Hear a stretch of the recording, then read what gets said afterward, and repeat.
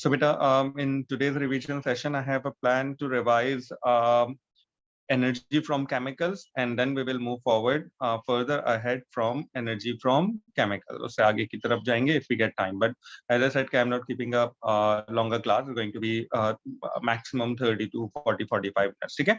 So a quick review on what you have to revise in energy from chemicals.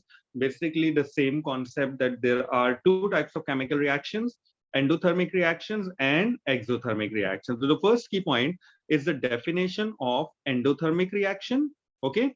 Then the examples of endothermic reaction, and then the energy profile, just from enthalpy profile diagram, we get the diagram for all endothermic reactions. Okay. And a similar way, you have to revise exothermic reactions, examples, common examples of an exothermic reaction, and enthalpy profile diagram. Okay. So endothermic reaction, easy sa topic hai. It is the type of reaction in which required heat during the formation of products. So endo required heat, exo releases heat. ठीक है? And the common example, ये definition बहुत पूछी जाती है बेटा, तो make sure that you revise this definition. And then the thermal decomposition is the first example of endothermic reaction. ठीक है? You have any single compound getting decomposed into two or more products. It could be any metal carbonates, calcium, magnesium, sodium carbonate. It could be any metal nitrate. जहां भी आपको नजर आ रहा है कि एक single compound like carbonate or nitrate is going to be decomposed or going to be transformed into two or more products, and it's an example of a thermal decomposition when you have no other reactant present. तो आप heat करेंगे thermally decompose हो जाएगा. ठीक है? Photosynthesis is another example. ठीक है? So thermal decomposition, biological reaction में photosynthesis. ठीक है? उसके अलावा आपके पास melting and evaporation are the physical changes, and these melting and evaporation are basically the example of an endothermic reaction. ठीक है? Energy profile diagram को हम enthalpy profile diagram भी कहते हैं. The difference between the term energy and enthalpy is कि enthalpy is basically only the energy of your system, your reaction vessel. Means आपके reactant के पास कितनी energy है, आपके product के पास कितनी energy है. This is basically called enthalpy. ठीक है? तो you can use the term enthalpy or you can use the term energy. Both are same. ठीक है? And now this is basically the energy profile diagram. याद रखिएगा, देखो जब energy add up होने के बाद product form हो रही है ना, endothermic reaction required energy because means they need energy. तो जब उनके अंदर energy आ जाती है और फिर product form होती है, तो एक common sense ये कहता है कि the energy of the product should be more as compared to the energy of the reactant. Product की energy कैसी होनी चाहिए? ज्यादा होनी चाहिए, और reactant की energy होनी चाहिए कम. यही यहाँ पे नजर आ रहा है. Y-axis के आपके पास एंथैल्पी का एनर्जी है, या रिएक्टेंट A plus B, उनकी कोई एनर्जी है जिसको हम HR कह रहे हैं, और फिर एनर्जी ऑफ प्रोडक्ट आपने ड्रॉ करनी है with C plus D, clear, which should be more than energy of reactant, and it's called the energy of product. The difference between the energy of product and a reactant is basically called enthalpy change. Delta H से represent किया जाता है. For all endothermic reaction, the value of, so this diagram is very important. They're asking this diagram in so many different ways. And then you have a barrier of energy which is called the activation energy. क्या है कहलाता है? Activation energy. ठीक है? And activation energy is basically the minimum energy required for the formation of product. Minimum energy required for the formation of product.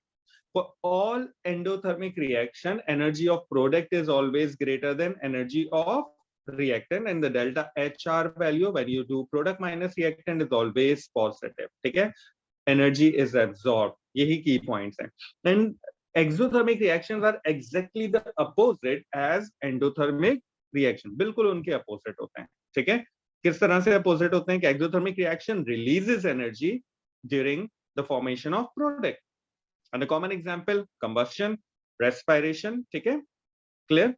Physical changes में आपके पास freezing हो जाएगा, जिसमें लिक्विड से सॉलिड पे जा रही है चीज, कंडेंसेशन हो जाएगा, गैस से liquid. The conversion of liquid to solid, the conversion of gas to liquid is an example of an exothermic reaction. And all neutralization reaction, all acid based reactions are exothermic. ठीक है? तो तीन common example याद रखना: combustion, acid based reaction, respiration.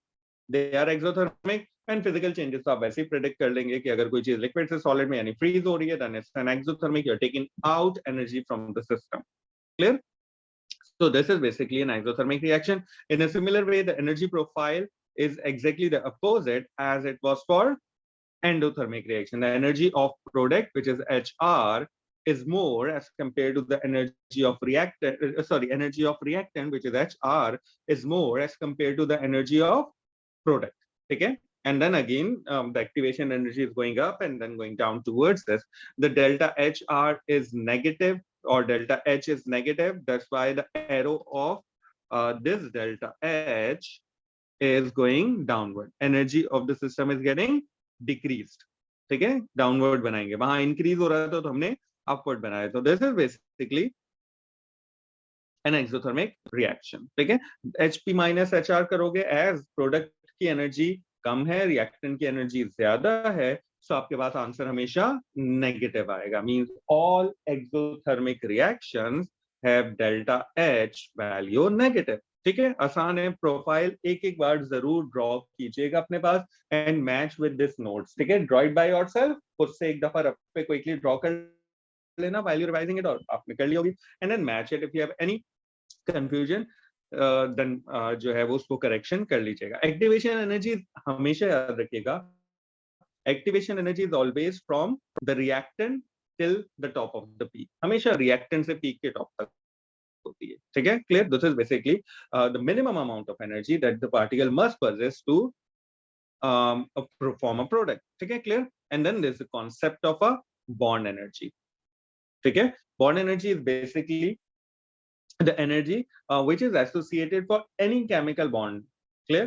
Chemical bond में, और हम define करते हैं नॉर्मली बॉन्ड एनर्जी को हम डिफाइन कर देते हैं energy which is required to break any covalent bond. ठीक है, याद रखिएगा बेटा कि energy is always required for the bond breaking and energy is always released when new bonds are formed। और ये एक जनरल फिनोमेना है। देखो, if you have to break a force of attraction present between two objects, then you have to provide energy।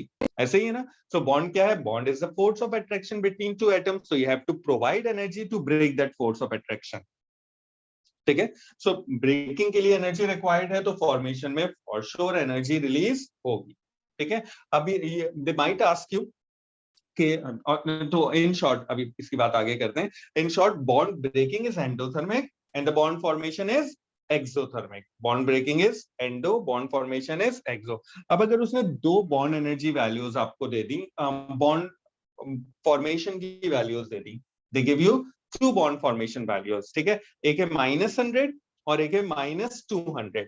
अब ये याद रखिएगा कि -200 is a larger value because this minus is not because of the magnitude। ये minus direction को represent कर रहा है। Minus means exothermic. अब -100 और -200 का मतलब ये है कि in a first reaction when the bond is form 100 kilojoules of energy is released, in the second bond 200 kilojoules of energy is released। तो किसमें ज्यादा एनर्जी रिलीज हुई है? 200 वाले में। कौन सा बॉन्ड ज्यादा स्ट्रॉन्ग होगा? जिसमें ज्यादा एनर्जी रिलीज हुई, because you have to provide the same released amount of energy to break that bond. कोई भी बॉन्ड फॉर्म होने में जितनी एनर्जी रिलीज करेगा आपको उतनी प्रोवाइड करनी पड़ेगी उसको दोबारा ब्रेक करने में। तो जो ज्यादा एनर्जी रिलीज कर रहा है, लाइक जो बॉन्ड फॉर्मेशन ज्यादा मोर एक्सोथर्मिक है, it's going to be more stronger bond. ठीक है, क्लियर? तो ये बात याद रखिएगा कि आपको अगर दो बॉन्ड एनर्जी वैल्यूज गिवन है बेटा, ठीक है, and one value is let's suppose a smaller negative value like -100, second is a larger negative value -200, so the bond which is -200 releases more energy, should be the stronger bond क्योंकि you have to provide 200 kilojoules to break that bond, previous वाले को 100 kilojoules देनी पड़ेगी। तो yes, that's it। I think ये मैंने सारी चीजें यहाँ रिवाइज कर ली। how to find out the energy change from the bond energy value। तो हमेशा याद रखिएगा कि एनर्जी चेंज निकालने का फॉर्मूला होता है bond breaking minus bond formation. Use all the positive value, bond breaking minus bond formation करेंगे, आपके पास जो है वो एनर्जी चेंज आ जाएगा। आपको सारी बॉन्ड एनर्जी वैल्यूज गिवन होंगी, आप उनकी बेसिस पे कैलकुलेशन करते हैं और सिंपल इसका जो है वो फॉर्मेट है। क्लियर? अच्छा, दूसरी बात, if the bond breaking value is greater than the bond formation, तो डेल्टा एच वैल्यू कैसी आएगी? बीबी की वैल्यू लार्जर है, बीएफ की वैल्यू स्मॉलर है, तो आंसर पॉजिटिव आएगा। ठीक है, तो आपका रिएक्शन क्या होगा? एंडोथर्मिक। और अगर बॉन्ड ब्रेकिंग की वैल्यू स्मॉलर है, bond formation is large, means the negative value is large, then the reaction is exothermic. तो याद रखिएगा, if the energy required to break the bond is greater as compared to energy release when new bonds are formed, then the reaction is going to be an endothermic reaction, and vice versa if the bond formation is greater. ठीक है, एक minute रुकिएगा।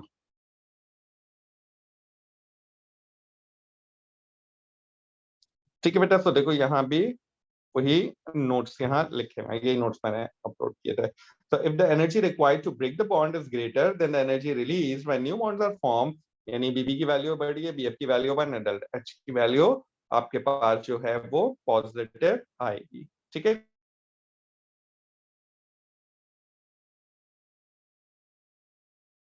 Clear? अब देखो, तो इसमें question किस तरह पूछा जाएगा कि एग्जांपल में वो आपसे बोलेगा कि you have N2 plus 3H2 forming 2NH3।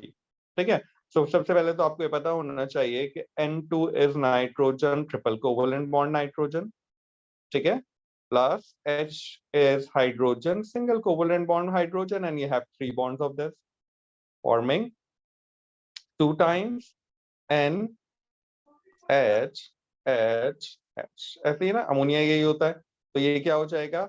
ये आपके पास हो जाएगा 2 multiply by 3 times of nitrogen hydrogen bond. ठीक है, यानी ये आपके पास हो जाएगा 6 times of nitrogen hydrogen bond by, देखो you have 2 moles of ammonia, और एक अमोनिया में कितने नाइट्रोजन हाइड्रोजन बॉन्ड है बेटा?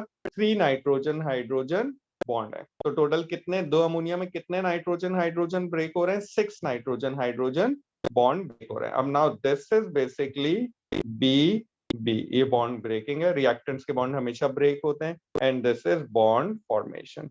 Clear? You are provided with the all bond energy values, आपको सारी bond energy value डेटा में given होंगी। आप बोलेंगे okay, delta H is equals to bond breaking minus bond formation। ठीक है, ये सारी bond breaking की values आप एक जगह लिख लेंगे प्लस माइनस करके, और 6 times of nitrogen hydrogen which is a bond formation एक जगह लिख लेंगे, and then you can easily find out the enthalpy change of formation by using delta H by using bond energy data.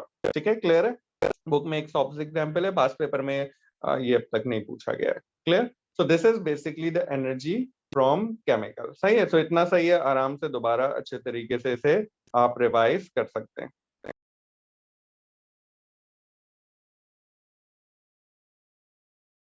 Clear बेटा? The next smaller topic, जिसके बाद ये हमारे small topics की जो सीरीज है it's going to be wind up, is basically the rate of reaction. सही है, सबसे पहले तो रेट का कॉन्सेप्ट होना चाहिए कि yes, the rate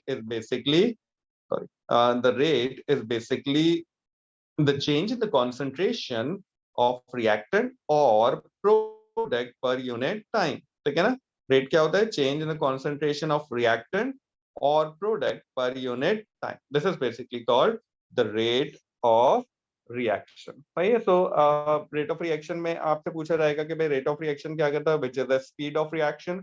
तो आप बोलेंगे speed of reaction means the time take, speed of reaction mean the change in a concentration or increase in the concentration of product per unit time or decrease in the concentration of reactant per unit time। अब ये concentration versus time graph है, देख रहे हैं आप? blue line represent the concentration of reactants, blue line से हमने किसे represent किया है? this is the concentration of reactants। तो जैसे जैसे रिएक्टेंट की कॉन्सेंट्रेशन मैक्सिमम होती है, जैसे जैसे टाइम प्रोसीड करता है रिएक्टेंट की कॉन्सेंट्रेशन कम होते होते ultimately become zero, and this red line is the concentration of product। initially the concentration of product is minimum, as time proceed the concentration of product increases and ultimately it become constant when all the reactant get used up। Clear? अब आपको या तो ये blue वाला graph given होगा या ये red वाला कोई एक ग्राफ गिवन होगा, most commonly the red graph is given. ठीक है, रेड वाला कॉन्सेंट्रेशन ऑफ प्रोडक्ट का या amount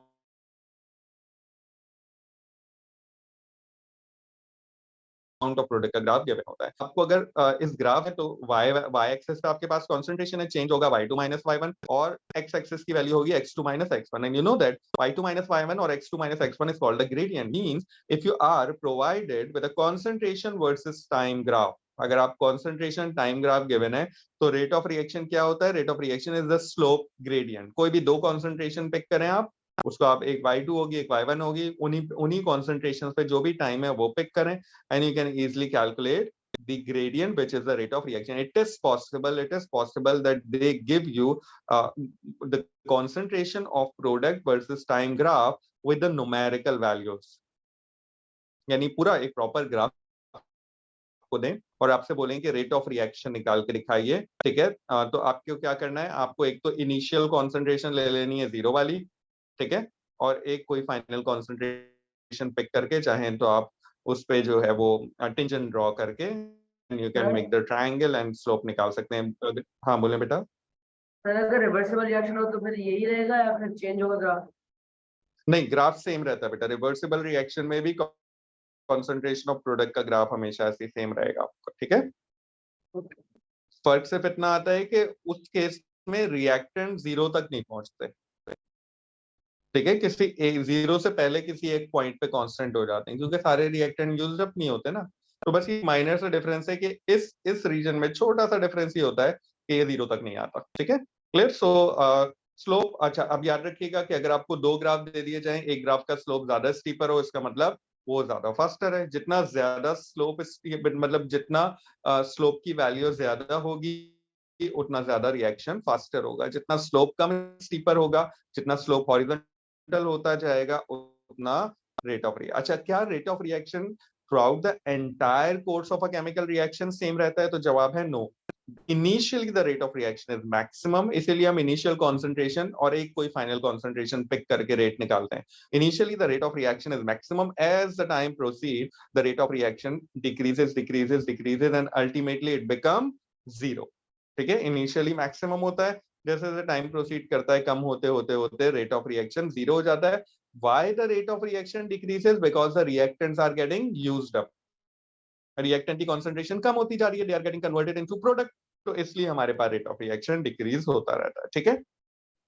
factor affecting the rate of reaction, देखो ये तो बहुत आसान है, आपको पता है कॉन्सेंट्रेशन बढ़ाओगे रेट ऑफ रिएक्शन बढ़ जाएगा, बहुत आसान सी बात है।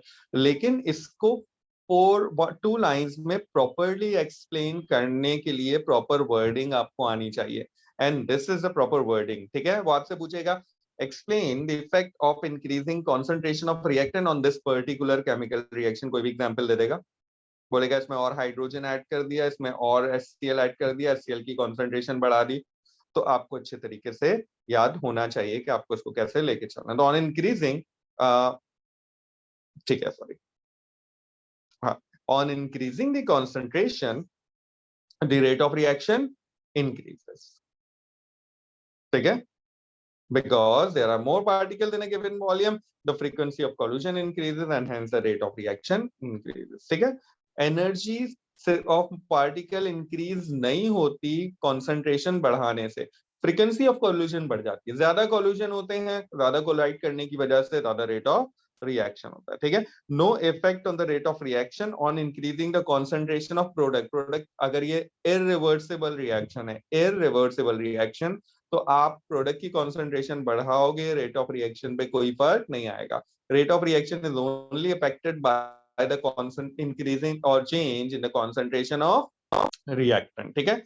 अच्छा याद रखिएगा, कॉन्सेंट्रेशन बढ़ाने से, लाइक आपके भाई की इनिशियल कॉन्सेंट्रेशन थी 0.1 मोल पर डीएम क्यूब, आपने कि उस रिएक्टेंट की कॉन्सेंट्रेशन 0.2 मोल पर डीएम क्यूब कर दी, तो रेट ऑफ रिएक्शन भी डबल होगा और द अमाउंट ऑफ प्रोडक्ट भी डबल हो जाएगा, ठीक है? क्लियर? तो अमाउंट ऑफ प्रोडक्ट सिर्फ कॉन्सेंट्रेशन से चेंज होता है। इन ऑल अदर केसेस आप अगर कॉन्सेंट्रेशन बढ़ाएंगे, आप अगर दूसरे फैक्टर्स को इंक्रीज करेंगे, लाइक टेम्परेचर, प्रेशर को वेरी करेंगे, amount of product her case में सेम रहता है, सिर्फ रेट वेरी करता है। आगे चलते हैं। Effect of pressure is only valid for gases. Pressure increase करेंगे, you have the same number of particle, है ना? क्योंकि आप वॉल्यूम कम कर रहे हो ना, number of molecules of gas तो सेम है, so you have the same number of particle in a less volume, the particle come closer, they collide more frequently and then hence the rate of reaction increases, the amount of product remains same. ये statement 2 लाइनों का याद होना चाहिए कि भाई concentration से क्या होता है, you have more particles in a given volume. Pressure से क्या होता है, you have the same number of particle in a less volume. दोनों का इफेक्ट सेम है कि रेट ऑफ रिएक्शन इंक्रीज होता है. टेम्परेचर से नंबर ऑफ पार्टिकल्स या वॉल्यूम पे कोई फर्क नहीं आता, energy of the particle increases. ठीक है, on increasing temperature the rate of reaction increases as the kinetic energy of the particle increase. They collide more vigorously and hence the rate of reaction increases. याद रखना, चाहे endothermic reaction हो, confuse करने के लिए हो सकता है वो एक्सोथर्मिक रिएक्शन दे रहे हो, बोले टेम्परेचर बढ़ा रहे हैं, आप बताइए रेट ऑफ रिएक्शन पे क्या फर्क आएगा. तो भाई एक्सोथर्मिक रिएक्शन में रेट ऑफ रिएक्शन इंक्रीज होगा अगर आप टेम्परेचर इंक्रीज करेंगे. ठीक है, याद रखिएगा, इन रेट हमेशा इंक्रीज होता है टेम्परेचर बढ़ाने से, because the energy of the particle increases, चाहे रिएक्शन एंडोथर्मिक हो चाहे एक्सोथर्मिक हो. ठीक है, दोनों केसेस में. Clear, same amount of product is form. Clear. यहाँ एक चीज मुझे थोड़ा सा रीएम्फसाइज करना है बेटा, मुझे 5 मिनट दीजिएगा, मैं इसको आपको समझा के and then I will move forward. ठीक है, अब देखो एक क्वेश्चन पूछा जा सकता है इस तरह से कि आपके पास एक रिएक्टेंट है A+2B, क्लियर, फॉर्मिंग C+2D. कोई भी केमिकल रिएक्शन है, कुछ भी फिजिकल स्टेट है, डेल्टा HR आपके पास नेगेटिव है. ठीक है, उसने कहा कि कॉन्सेंट्रेशन ऑफ A इंक्रीज कर दी गई है. ठीक है, on increasing concentration of A. ठीक है, दो फर्क आएंगे. ठीक है, दो चेंज आएंगे आपके पास. एक चेंज क्या आएगा, द इक्विलिब्रियम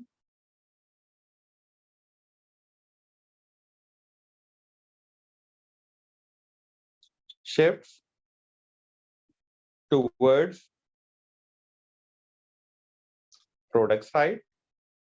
ठीक है, बिकॉज आपने A ऐड कर दिया तो इक्विलिब्रियम राइट साइड पे शिफ्ट होगा. और दूसरा क्या चेंज आएगा, the rate of forward reaction increase.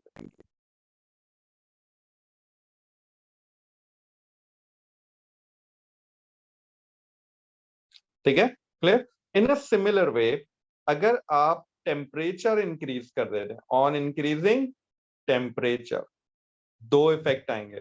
क्या, देखो, forward reaction is exothermic, the backward reaction is endothermic. तो इक्विलिब्रियम शिफ्ट होगा किस डायरेक्शन में भाई, फॉरवर्ड या बैकवर्ड?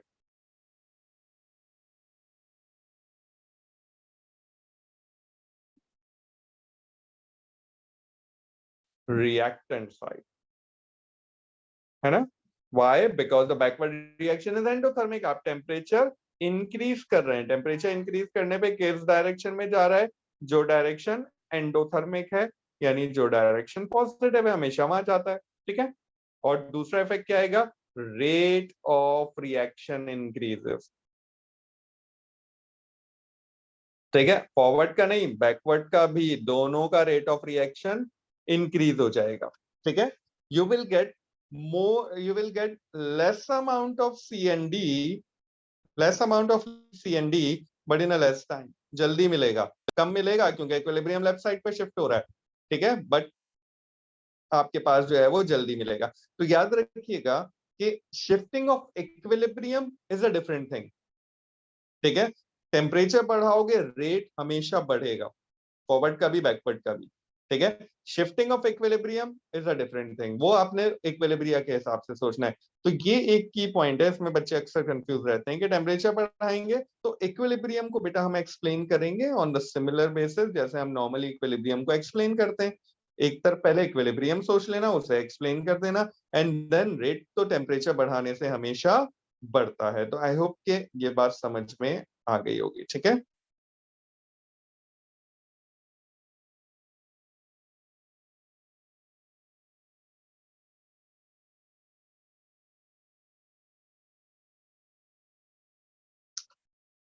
ठीक है जी. कॉन्सेंट्रेशन से देखो, ये वही ग्राफ यहाँ बना हुआ है, upload this notes. Rate increase होगा, कॉन्सेंट्रेशन प्रोडक्ट सेम रहेगी. तो आप देखें the blue is basically at higher pressure. ठीक है, टेम्परेचर का भी सेम ग्राफ होता है, प्रेशर और टेम्परेचर का the graph remain same. Catalyst, catalyst, catalyst, catalyst increases, sorry, surface area पहले पढ़ लेते हैं, यहाँ सरफेस एरिया लिखा हुआ है, और increasing the surface area the more area available for a collision and the frequency of the collision increases, rate of reaction increases, amount of product same. As I said कि amount of product change होगा किससे? सिर्फ और सिर्फ concentration पे. Effect of catalyst, पहले activation energy को explain किया, minimum energy required for the reaction to start. और फिर कैटलिस्ट का स्टेटमेंट याद होना चाहिए बेटा, ये जो यहाँ पे हाईलाइट हुआ है स्टेटमेंट क्या है? Catalyst increases the rate of reaction by decreasing the activation energy value by performing the same reaction through an alternative route. ठीक है, वही रिएक्शन होगा लेकिन किसी ऑल्टरनेटिव रूट के थ्रू ये रिएक्शन हो रहा होगा. So this is the effect. This is basically what catalyst is doing. ये भी एक्सप्लेन करना आना चाहिए. Effect of concentration, pressure, temperature, catalyst, surface area, इनकी स्टेटमेंट आपको याद होनी चाहिए. आसान से, रटने की जरूरत नहीं है. If you know the concept सब कुछ सही है. तो रेट बढ़ेगा, कॉन्सेंट्रेशन और डेल्टा एच वैल्यू सब कुछ सेम रहेगा. देखिए this is enthalpy profile. The black one is the activation energy without catalyst, ठीक है, and the red one is the activation energy with the catalyst. The energy of the product, reactant, which is HR, energy of the product, which is HPE, remains same. ठीक है, clear. जिसकी वजह से क्या हो रहा है? Delta H R enthalpy change same रहता है. ठीक है, एंथैल्पी चेंज की वैल्यू सेम है. क्लियर. सिर्फ कैटलिस्ट क्या करता है? कैटलिस्ट रेट ऑफ रिएक्शन बढ़ाता है. कैसे? एक्टिवेशन एनर्जी को कम करके. ठीक है बच्चे, अब एक छोटी सी बात आंसर करो कि अगर इसी डायग्राम में मैं आपसे कहूं कि what is the activation energy of a backward reaction with catalyst. Backward reaction with catalyst. तो बैकवर्ड रिएक्शन का रिएक्टेंट कौन है? C+D. तो आप मार्क करोगे यहां से लेके यहां तक. ठीक है, ये जो मैंने, बल्कि मैं इसको एक डिफरेंट कलर से मार्क करता हूं. ठीक है बेटा, this is the activation energy of a backward reaction with catalyst. और विदाउट कैटलिस्ट टॉप तक ले जाना. याद रखिएगा, activation energy is always from the reactant till the of the peak. Forward reaction का रिएक्टेंट कौन है? A+B. तो A+B की एनर्जी से टॉप तक बना दोगे. चाहे विद कैटलिस्ट बनाना हो, विदाउट कैटलिस्ट बनाना हो, उसके अकॉर्डिंगली आप देख लीजिएगा. और अगर बैकवर्ड रिएक्शन की बात हो रही है तो बैकवर्ड रिएक्शन में रिएक्टेंट कौन है? C+D. आप C+D से पीक के टॉप तक बनाएंगे. ठीक है. सो कैटलिस्ट में थोड़ी सी और बातें यहाँ मैंने लिखी हैं. Mostly catalysts are the transition metal or the compound of transition metal. ठीक है. Why? Reason क्या है? Because they have a variable oxidation state. तो आपसे पूछेगा why transition metals are used as a catalyst? Because आप बोलेंगे because they have a variable oxidation state. Catalysts speed up the rate of reaction, but they remain unchanged at the end. Catalyst participate करता है in a chemical reaction. Catalyst does participate in a chemical reaction, but it remains unchanged at the end of the reaction. उसमें कोई फर्क नहीं आता, वो जितना था उतना ही रहता है. ठीक है. तो ये कैटलिस्ट से रिलेटेड कुछ चीजें आपको अच्छे तरीके से याद होनी चाहिए. की पॉइंटर, उसको सेंसिबल तरीके से आंसर करना. बिकॉज देखो, रेट ऑफ रिएक्शन हो गया, रेडॉक्स रिएक्शन हो गया, specially the rate of reaction is a theoretical type topic. यानी इसकी एक्सप्लेनेशन से रिलेटेड या कॉमन कोई क्वेश्चन आ जाएगा कि एक्सप्लेन द इफेक्ट ऑफ, बहुत कॉमन है, आपने देखा पास पेपर में हमने बहुत सारे क्वेश्चन किए. Explain the effect of concentration on this. तो आपके पास अपना एक प्रॉपर आंसर होना चाहिए effect of concentration, pressure, temperature, surface area और कैटलिस्ट का, ताकि जब भी आए आप उसमें एरर मिस्टेक ना करें, आप उसे अच्छे तरीके से लिख लें. ठीक है. तो आई होप कि ये दोनों बातें समझ में आ गई होंगी. So this is basically the rate of reaction. Almost हम जो ये थ्योरेटिकल टॉपिक हैं ये सारे हमारे जो है वो हो गए हैं. अब आपके पास, आपको जो मेमोराइजिंग स्टफ है जिस पे ज्यादा मेहनत करनी है बेटा, वो salt identification, salt, metal and extraction of metals हैं. इनको जरा एक दफा और अच्छे तरीके से रह गए. हमारे भी यही दो टॉपिक रह गए. इनको अच्छे तरीके से देख लीजिएगा. मोल्स कैलकुलेशन में कोई एज सच जो है वो डिटेल नहीं है. मोल्स मतलब ऐसा थ्योरेटिकल डिटेल नहीं है. Moles is all about the formula बहुत आसान से, this is basically the summary of the entire formula of moles, कि आपके पास जो है वो मोल्स दिए हुए हैं, आपको नंबर ऑफ पार्टिकल्स निकालने हैं, तो आपको एवोगाड्रो नंबर कांस्टेंट से मल्टीप्लाई करना पड़ेगा, मास को mr से डिवाइड करोगे मोल्स आ जाएंगे, वॉल्यूम ऑफ गैस को 24,000 if it's in CM cube से डिवाइड करोगे मोल्स आ जाएंगे, ठीक है, मोल्स को डिवाइड करोगे वॉल्यूम से कॉन्सेंट्रेशन आ जाएगी, कॉन्सेंट्रेशन अगर ग्राम पर डीएम क्यूब में है तो mr से डिवाइड करेंगे। तो ये in these notes you have some solved example. की फैक्टर ये है कि देखो बेसिक मास से मोल्स निकालना आना चाहिए by using mr, so mr calculate करना आना चाहिए, ठीक है। तो this is basically the basic concept of moles calculation, ठीक है। तो number of mole mass over mr होता है, mr आपको कैलकुलेट करना आना चाहिए, and if you know how to calculate the mr, जैसे हुआ है आपको पीरियोडिक टेबल गिवन होगा, आप उस पीरियोडिक टेबल को यूज करके mr कैलकुलेट करेंगे, mr कैलकुलेट करना आना है तो मास से mr आप यूज करके मोल्स निकाल सकते हैं, ठीक है, क्लियर। और अगर वॉल्यूम ऑफ देखें, ये 24,000 या 24 DM cube is only for gases, ये सिर्फ किसके लिए है, गैसेस के लिए बच्चे, ये इसके अलावा और किसी पे वैलिड नहीं है। नॉर्मली बच्चे सॉलिड्स पे लिक्विड्स पे अप्लाई कर देते हैं, this is a wrong strategy, ठीक है। तो अगर कोई गैसेस की बात हो रही है, आपको वॉल्यूम गिवन है, तो आप उस वॉल्यूम को 24 डीएम क्यूब या 24,000 सीएम क्यूब से डिवाइड कर देंगे, आपके पास मोल्स आ जाएगा। Make sure that you know that CM cube divided by 1000 is DM cube. जैसे ये एक सॉल्व एग्जांपल है, तो हर चीज के पास साथ उसकी सॉल्व एग्जांपल गिवन है, ठीक है। तो मास से और वॉल्यूम से मोल्स निकालना आना चाहिए, वो आ जाएंगे, आप आराम से कर लेंगे। नंबर ऑफ पार्टिकल्स आपको निकालने हैं, सबसे पहले आपको मोल्स चाहिए, मास गिवन होगा, मास से मोल्स निकालो और मोल से नंबर ऑफ पार्टिकल निकाल लो। 1 mole of any particle, any substance contain 6.02 into 10 power 23 particles. तो आप जो जैसे अमोनिया का मास गिवन है, लेट्स सपोज, ठीक है, अमोनिया का मास गिवन है, आपने mr से डिवाइड किया विच इज 17, आपके पास मोल्स आ गए। अब नंबर ऑफ मॉलिक्यूल निकालने हैं, तो 6.02 एक्सपोनेंशियल 23 से मल्टीप्लाई कर दो, ठीक है। नंबर ऑफ एटम्स निकालने हैं, तो एक अमोनिया में 4 एटम्स हैं, एक नाइट्रोजन और 3 हाइड्रोजन, तो नंबर ऑफ मॉलिक्यूल्स को 4 से मल्टीप्लाई कर देना, नंबर ऑफ एटम्स आ जाएंगे, ठीक है, clear. So number of particles important है, आपको निकालने आने चाहिए। If you solve it, if is any confusion any problem, screenshot मुझे सेंड कर देना। उसके बाद हमारे पास वॉल्यूमेट्रिक एनालिसिस आ जाती है, ये लाइक कॉन्सेंट्रेशन का कॉन्सेप्ट आ जाता है। कॉन्सेंट्रेशन की डेफिनेशन है the amount of substance, amount of solute dissolve in the volume of substance, ठीक है। नॉर्मली सॉल्यूट हमारे पास सॉलिड होता है, सॉल्वेंट हमारे पास जो है वो लिक्विड होता है। Concentration number of moles divided by volume. अब यहाँ पे एक रिस्ट्रिक्शन ये है कि volume must be in DM cube, DM cube में होना चाहिए। तो अगर वॉल्यूम सीएम क्यूब में नॉर्मली गिवन होता है, आप 1000 से डिवाइड करेंगे, डीएम क्यूब में कन्वर्ट हो जाएगा।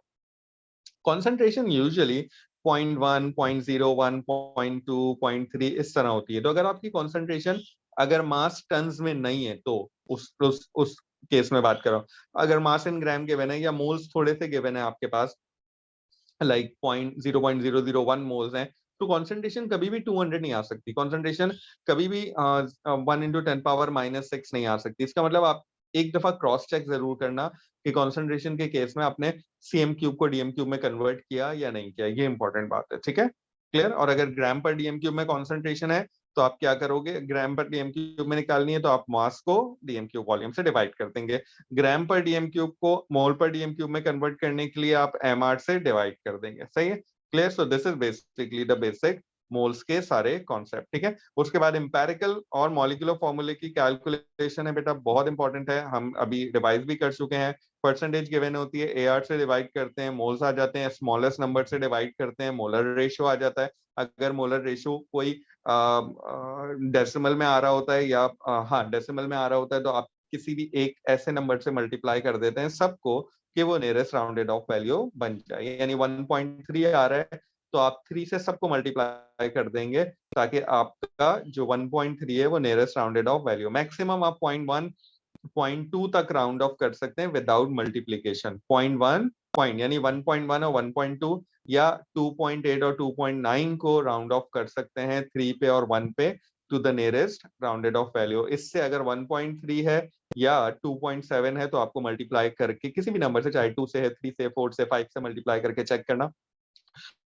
और उस पे आप उसको लेके जाएंगे, ठीक है। मॉलिक्यूलर फॉर्मूला निकालने के लिए आपको n वैल्यू चाहिए होती है, n वैल्यू में आपको 2 mr रिक्वायर्ड होते हैं। एक mr मॉलिक्यूलर फॉर्मूला जो बनाना है उसका, और एक MR एम्पेरिकल का। तो एम्पेरिकल का MR तो आप पीछे से कैलकुलेट कर लेंगे, जो आपने MR एम्पेरिकल बनाया है। मॉलिक्यूलर फॉर्मूले वाला हमेशा गिवन होता है। दोनों को डिवाइड करना, n की value, n is always greater than 1, ठीक है। और इसको बगैर मल्टीप्लीकेशन के राउंड ऑफ करना है, यानी 1.2 है तो आप 1 लेंगे, 2.5 है तो आप 3 ले लेंगे या 2 ले लेंगे। नॉर्मली केसेस में 3 ले लेते हैं। नॉर्मली ये राउंडेड ऑफ आंसर ही आता है ओ लेवल्स में, ठीक है।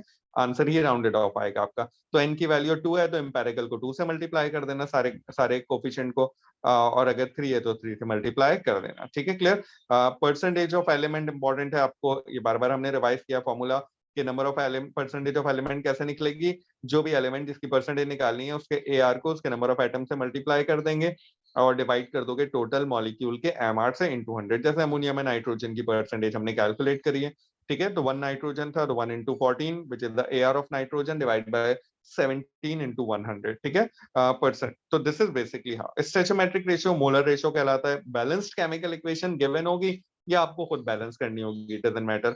इसके ये केस सबसे आसान है। सबसे आसान इसलिए कि you are provided with the data to find out the moles of any one of the reactant. Mass given होगा, मोल से MR से डिवाइड कर लेना, वॉल्यूम गिवन होगा या कॉन्सेंट्रेशन गिवन होगी तो आप, और वॉल्यूम गिवन होगा तो भी आप नंबर ऑफ मोल्स निकाल सकते हैं। कॉन्सेंट्रेशन और वॉल्यूम गिवन होगा, आप नंबर ऑफ मोल्स निकाल। अब आपके पास किसी एक रिएक्टेंट या प्रोडक्ट के नंबर ऑफ मोल्स आ गए, दूसरे के निकालने, बैलेंस केमिकल इक्वेशन से आप मोलर रेशियो निकालिए, क्रॉस मल्टीप्लिकेशन कीजिए and get your number of moles of the unknown जिसके निकालने। और फिर उस नंबर ऑफ मोल्स को आपको अगर कॉन्सेंट्रेशन में कन्वर्ट करना है तो उसके वॉल्यूम से डिवाइड कर दो, ठीक है ना। बहुत आसान सी कैलकुलेशन है। ये एक सॉल्व्ड एग्जांपल है, आप इसे देख लीजिएगा इन इक्वेशंस के साथ, ठीक है। ये एक और सॉल्व्ड एग्जांपल है। So these are basically the basic concept of moles. एक लिमिटिंग और एक्सेस रिएक्टेंट का कॉन्सेप्ट होता है, हमने डिस्कस किया था। तो याद रखना, देखो लिमिटिंग और एक्सेस रिएक्टेंट में आपको हमेशा डाटा गिवन होता है to find out the moles of both of reactant. दो रिएक्टेंट, दोनों के मोल्स आपके पास गिवन होते हैं या डाटा गिवन होता है। जब आपके पास मोल्स आ जाते हैं तो आप किसी एक रिएक्टेंट के मोल्स को लेते हैं और बैलेंस केमिकल इक्वेशन को लेते हैं, और आप बोलते हैं कि भाई 1 मोल को इतना रिक्वायर्ड है तो मेरे जो नंबर ऑफ मोल्स हैं उसको कितना रिक्वायर्ड होगा। वो जो आंसर आता है उसको गिवन मोल से कंपेयर करते हैं। If the given moles are greater than what is required, तो इसका मतलब ये हुआ कि आपके पास ये एक्सेस में यूज किया जा रहा है, और जितना रिक्वायर्ड है अगर गिवन मोल्स उससे कम है तो लिमिटिंग रिएक्टेंट है। ठीक है, बहुत कॉमन सा कॉन्सेप्ट है, कोई इतना मुश्किल काम नहीं है। तो इस as moles calculation required practice, यहाँ पे क्वेश्चन कम इसलिए है कि हमने वो जो हमारे पास एक इजी सी बुकलेट थी उससे, और हम साथ साथ पास पेपर से इसके क्वेश्चन को सॉल्व करते जा रहे थे। ठीक है, तो पूरा फोकस करना है अब। ये सारे टॉपिक रिवाइज हो गए, salt identification, salt, metal and extraction of metal, unorganic. ठीक है, इनको अच्छे तरीके से इसके अलावा आपने करना है, and then do the practice. This is a time to read notes carefully, do the memorising stuff and do the practice question. ठीक है, इसके अलावा और कुछ कोई लंबी चौड़ी वीडियोस देखने की, इन चीजों का टाइम नहीं है। ठीक है, फॉर पेपर 2। पेपर 1 के लिए you have to revise those notes back again अच्छे तरीके से, और फिर P1s MCQs करते रहना है। The same revision is required for paper 1। जब आपका जून में जो MCQs होगा उसके लिए भी सेम रिवीजन आपका वैलिड है, सेम रिवीजन आपको रिक्वायर्ड होगा। So these videos might help you to revise for MCQ। तो मैं डिलीट नहीं करूंगा, कोशिश ये होगी कि ये यहाँ पर रहें हमारे ग्रुप पे, ताकि आप जो है वो से दोबारा से रिवाइज कर लें। And I will be doing some P1s as well with you before your exam। ठीक है, so I'm just keeping it till here, and then let's see with some with the leftover topic. Inshallah, I'll spare some time tomorrow for the leftover topic, and if you face any problem in any individual concept or topic or anything, please do let me know, ताकि मैं कल उस पर बात कर सकूं। ठीक है, so I am just keeping it till here बेटा। मेहनत करो, कोशिश करो अपनी, इंशाल्लाह चीजें हो जाएंगी। If you face any problem in any सब टॉपिक, एनी कॉन्सेप्ट, कहीं भी जो भी इशू आ रहा है, प्लीज मेरे साथ व्हाट्सएप पे कम्युनिकेट कर लीजिए। ठीक है।